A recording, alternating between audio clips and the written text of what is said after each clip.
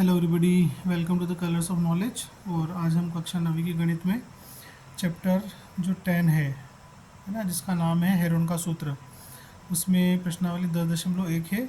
उसका जो पहला प्रश्न है उसको करने वाले हैं। देखिए क्या कहता है प्रश्न। एक यातायात संकेत बोर्ड पर आगे स्कूल है लिखा हुआ है और यह भुजा ए वाले एक समबाहु त्रिभुज के आकार का है। हेरोन के सूत्र का प्रयोग करके इस बोर्ड का क्षेत्रफल ज्ञात कीजिए यदि संकेत बोर्ड का परिमाप 180 सेंटीमीटर है। तो देखिए, इस सवाल को करने से पहले हमको दो बातें मालूम होना चाहिए।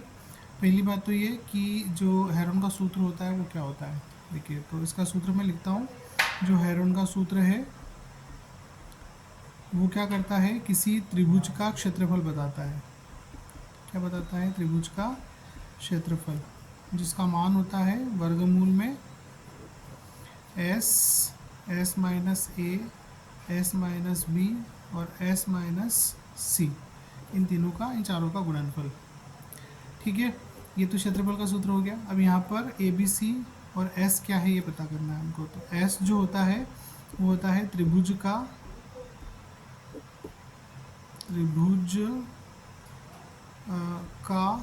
अर्ध परिमाप। उसके बाद में ए जो होती है बी होती है, मतलब ए जो होती है वो क्या होती है, भुजा होती है। बी भी क्या होती है, भुजा होती है। और सी भी क्या होती है, भुजा होती है। मतलब त्रिभुज में 3 भुजाएं होती है, तो ए बी सी वो तीनों भुजाएं होती है। ठीक है, मतलब इनकी कुछ ना कुछ लंबाइयाँ होगी। अब यहाँ पर एस जो है वो अर्ध परिमाप है। अर्ध परिमाप का मतलब है कि एस का जो मान है वो है ए प्लस बी प्लस सी बटे 2, क्योंकि ए बी और सी तीनों को मिला के क्या बनेगा, त्रिभुज का परिमाप बनेगा। तो यहाँ पर हम इसको आधा करेंगे अर्ध परिमाप के लिए, तो एस बराबर ए प्लस बी प्लस सी बटे 2 हो जाएगा। ठीक है, अब देखिए यहाँ इस सवाल में आपको त्रिभुज का परिमाप दिया गया है। तो कितना दिया है त्रिभुज का परिमाप? त्रिभुज का परिमाप बताया गया है 180 सेंटीमीटर।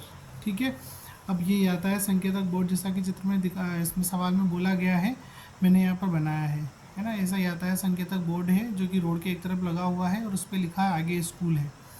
ठीक है, अब त्रिभुज का परिमाप आपका, मतलब ये जो त्रिभुजाकार संकेत बोर्ड है इसका परिमाप 180 है। तो इसका मतलब क्या हुआ? इसका मतलब ये हुआ कि इसका अर्ध परिमाप आपको निकालना है। तो हम लिखेंगे त्रिभुज का अर्ध परिमाप बराबर क्या हो जाएगा, आधा करना है परिमाप को। तो परिमाप को आधा कर दिया हमने, 180 बटे 2 हो गया। ठीक है, त्रिभुज का परिमाप 180 सेंटीमीटर दिया हुआ है, त्रिभुज का अर्ध परिमाप हो गया 180 बटे 2, जो कि आएगा 90 सेंटीमीटर। ठीक है, अब इसमें जो समबाहु त्रिभुज के आकार का आपको बोला गया है, मतलब ये कैसा है, ये समबाहु त्रिभुज के आकार का है। समबाहु त्रिभुज का मतलब होता है कि इसकी जो तीनों भुजाएं हैं वो क्या है, बराबर लंबाई की है। तीनों भुजाएं बराबर लंबाई की, मतलब ये भी ए, ये भी ए और ये भी ए, ये पूरी तीनों भुजाएं क्या है, ए लंबाई की है। ठीक है, तो यहाँ पर कहने का मतलब है कि समबाहु जो त्रिभुज होता है, समबाहु त्रिभुज में क्या होता है, ए बराबर बी बराबर सी, मतलब तीनों भुजाएं आपस में बराबर होती है। ठीक है, तो समबाहु त्रिभुज में ए बराबर बी बराबर सी, मतलब तीनों भुजाएं बराबर। अब यहाँ पर हम हेरोन के सूत्र का मान निकालने के लिए हमारे पास एस का मान है। ठीक है, और इसका क्षेत्रफल भी हमें निकालना है। तो देखिए, अर्ध परिमाप हमने निकाल लिया है। अब त्रिभुज की तीनों भुजाएं बराबर हैं, तो हम क्या करते हैं, ए प्लस बी प्लस सी, ये परिमाप होगा। तो यहाँ लिखेंगे हम कि परिमाप बराबर त्रिभुज का परिमाप, यहाँ लिख देंगे, वो पूरा लिख देंगे कि त्रिभुज का परिमाप जो है वो है ए प्लस बी प्लस सी। ठीक है, ये आपको दिया हुआ 180 और तीनों भुजाएं बराबर, ये लिखा है हमने, ए बराबर बी बराबर सी। तो हम तीनों को ए लिख देते हैं, बी की जगह भी ए लिख दिया और सी की जगह भी ए लिख दिया। तो 180 बराबर आपका आ जाएगा 3a, 180 बटे 3 बराबर हो जाएगा ए, 3 छंग 18 हो जाएगा, मतलब ए बराबर आपका आ गया 60 सेंटीमीटर, है ना। तो जो ए है वही बी है और वही सी है, तो बी बराबर भी 60 हो गया और सी बराबर आपका ये भी 60 हो गया सेंटीमीटर। ठीक है, अब ए बी सी तीनों निकाल लिया आपने, अर्ध परिमाप आपके पास में है। तो हमें करना क्या है, हमें बस जो हेरोन का सूत्र है उसमें मान रखना है। देखिए, तो देखिए हेरोन का सूत्र हमने लिख दिया, त्रिभुजाकार संकेत बोर्ड का क्षेत्रफल बराबर square root of S minus A, S minus B और एस माइनस सी। ठीक है, अब यहाँ मान रख देंगे हम। तो एस आपका क्या है, 90 है ना, अर्ध परिमाप निकाला हुआ है हमने पहले।